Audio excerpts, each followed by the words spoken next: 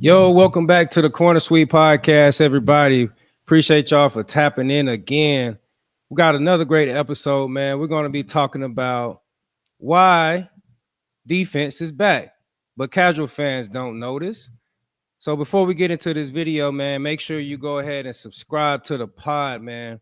You know, that really helps me out, gives me good motivation to keep giving you guys some expertise, some great advice, some insight to behind the scenes and what goes on in the NFL world, man. Um, Tapping in with your boy, Mr. Five Picks, Steve Nelson. I'm your host for today's show. Once again, we back at it. Let's get into it. All right, everybody. So why defense is back, but casual fans just don't notice, right? Let me ask you something. When is the last time you heard someone say that defense is dominating the NFL again? Not recently. All you hear online is the quarterback play is down, offense is stagnant, and why is scoring low. But here is the hard truth. Defense didn't vanish. Defense adapted, and the numbers proved it. In 2025, defenses as a group drove scoring down and made explosive plays harder to come by. And most fans don't even realize it. Today we're breaking down what the stats actually say, how defenses have changed schematically, why casual fans miss all of this, and what it means going forward. This isn't an opinion. It's film and analytics. Strap in, everybody. We're going on a ride. The illusion of offensive dominance. For a long stretch, people thought the NFL was all offense. But in 2025, total points per game actually declined as defensive efficiency improved. Across the league, many defenses lowered opponent scoring and yardage even against high-flying offenses. My case in point, the Houston Texans, they led the NFL by allowing just 266 yards per game, the lowest total since 2009, and held foes to around 16 points per game. That's elite defensive territory. Meanwhile, even middle tier defenses force offenses into tougher down and distances situations, right? Shrinking balloon plays and vertical threats. Analytics from matchups show that defenses tightened up on explosive plays and limited big gains related to recent years. So why isn't this talked about like offensive dominance used to be? Does that ring a bell? Because defenses don't get Seinfeld memes. They get good coverage. The too high, the too high coverage revolution. Here's where the nuance lives. Defenses aren't just crashing the QB anymore. They're controlling the leverage and timing. Teams are selling out to take away the deep pass.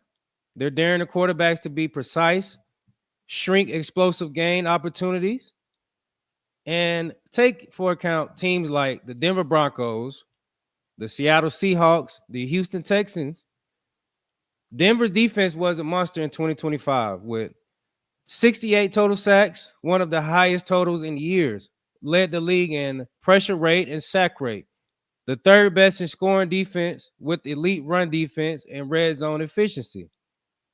That's discipline, disguised pressure, and disruptive leverage, not just blitzing. What these schemes do is force more third and longer drives for offenses, lower yards per attempt, fewer chunk plays, all of which drives down the scoring. All right. So the defensive numbers matter. Defensive numbers that matter. All right. Stay with me. Let's talk metrics, not narratives.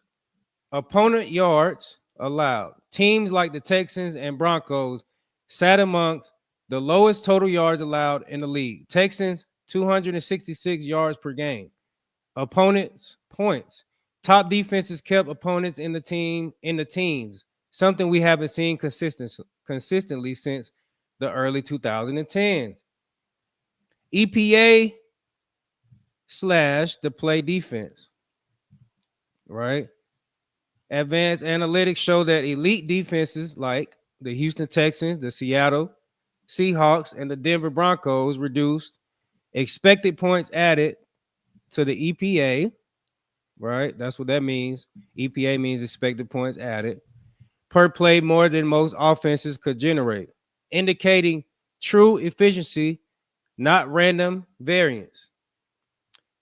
All right, some more metrics. Sack and pressure rates. Denver led the league in sacks and maintained the highest pressures from a unit that stayed disciplined in coverage, forcing quarterbacks into mistakes without gambling downfield.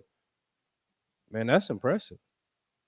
So basically, what that means, guys, teams like the three teams I just mentioned, Houston Texans, Seattle Seahawks, and the Denver Broncos, they did not have to blitz to create pressure and chaos. They were simply going four down linemen, having two high safeties majority of the time, and getting after the quarterback. Now, there's a caveat to that. You have to have elite pass rushers to make, saying those numbers come to fruition.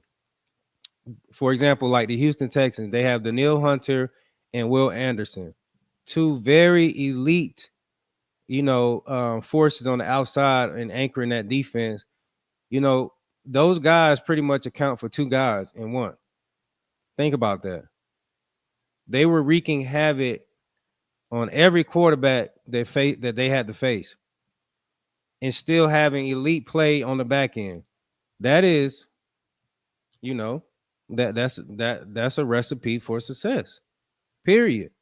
In the previous years, the teams that I played on, Kansas City Chiefs, we played man-to-man coverage more than anybody in the league at that time. From 2018 on the Bob Sutton and Andy Reid. For people that don't know who Bob Sutton is, he was our defensive coordinator. He came from the New York Jets. I think he was a linebackers coach on that Darrelle Revis team. Hence why Darrelle Revis and they had Cromartie on the other opposite side played so much man-to-man. So coaches do what coaches do. They do what they're comfortable with. So there was a lot of stress, in my career because we had to play man-to-man more than these guys now. Now these guys are a lot more smarter. They're getting home with four down linemen and playing coverage on the back end, taking away the explosive plays, underneath droppers, understand leverage and situational football, and they just got, monsters up front. That's it. We weren't able to do that when I was in Kansas City. We played man-to-man coverage. I believe it was 90% of the time, 90 or 93% of the time. And there was no gimmick. There was no disguise.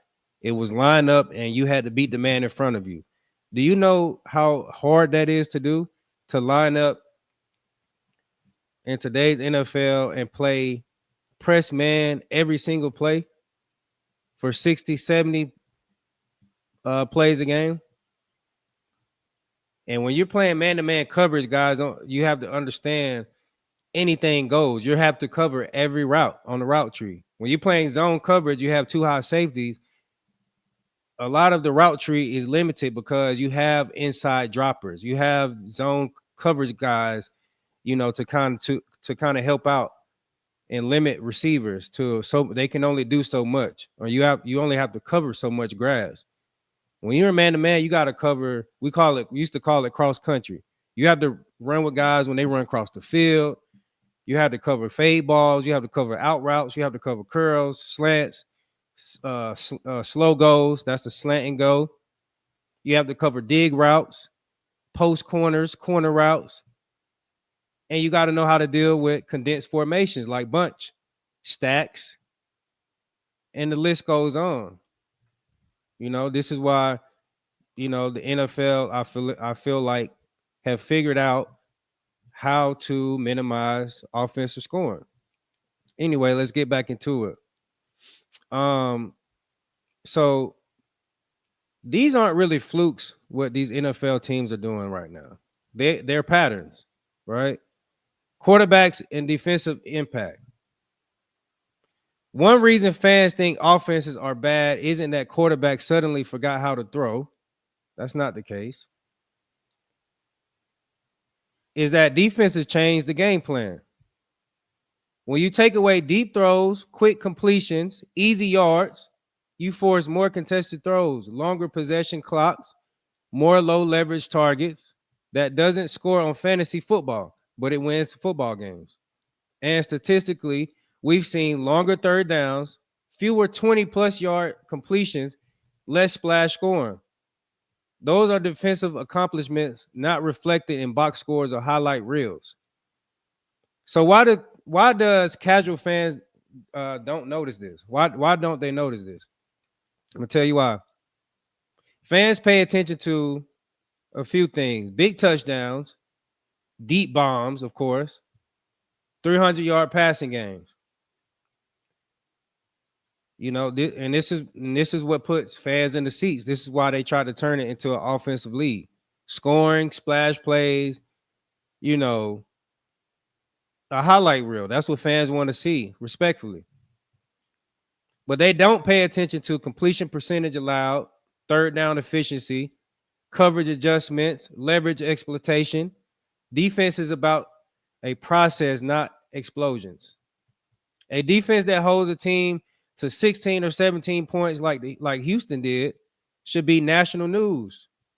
But casual fans see a 23-17 final and call it boring. This is why a lot of fans didn't really like the Super Bowl. You know, this is like the biggest game of the year, and the Seattle Seahawks and the New England Patriots are going toe to toe, limiting scoring drive. Now, granted, the Seattle Seahawks ended winning the game and multiple score touchdowns towards the end of the game, but for the majority of the football game, it was a close-knit type of football game. Me personally, as a defensive guy, and I'm pretty sure other of my former colleagues that watch the games today, we appreciate those low-scoring games because we are watching it from our viewpoint. All right. So elite defenses are executing now. They are. They're just executing better than the previous. It's just the truth. So this is a historical cycle. Let's zoom out of this. Let's get out of this. Let's get out of this topic. The NFL goes in cycles. The offensive era, spread, RPO, shotgun, quarterback protection, higher completions, higher efficiency. Defenses started the battle back. Coverage discipline, pressure without chasing stats. Statistically, defenses are trending toward lower explosive plays, lower opponent EPA per play, more pressure from structured rush schemes, and the best stats don't always show up in the highlight reel. They show up in the field position, turnovers, and scoring suppression. So what does this all mean moving forward, guys? What's next? If you can limit big plays, win leverage, force longer drives, control opponent EPA per play, you're going to win football games, period. Defense isn't flashy. It's methodical. It's discipline over chaos. When a league's best unit allows around 16 points per game, you don't scream about the defense, but you really should. And my closing argument is the defense, it just didn't disappear. It just stopped being loud. It got boring. It becomes patient, strategic, coverage savvy, metronomic, and pressure. It's the quiet engine that's driving the results. And what about casual fans? Well, casual fans, I always said it would be casual fans. They're still chasing big plays and highlight stats. This is why you have fans that are on these fantasy apps, these gambling betting apps. They get highly upset and they get the Twitter fingers. They get bold online because they know they don't have a consequence behind it, you know, because they're being let down. When in reality, the players and the coaching and organizations are playing a different game. Like, we don't care about what you care about. We're trying to win a football game in the best way possible. It doesn't have to be pretty all the time. It's going to be ugly. You're going to have low scoring games. You're going to get out. You're going to have comebacks. You're going to have blowouts. That's just the way the NFL is, right? The real game is happening before the snap in leverage, coverage, and discipline. Defense is back. You just have to look deeper than the scoreboard. So, guys, I want to leave you. I want to leave you there. I wanted to share my thoughts on where the NFL is headed. I want you guys to leave in the comments. How do you feel about where the NFL is trending? Do you think defense is more important than offense? Do you think offense is still, you know, I guess the end all be all? Obviously, got to have a quarterback, right? You have to put up points. I'm not denying that. But what about the defense? The defense, I mean, you win games because guys can limit scoring.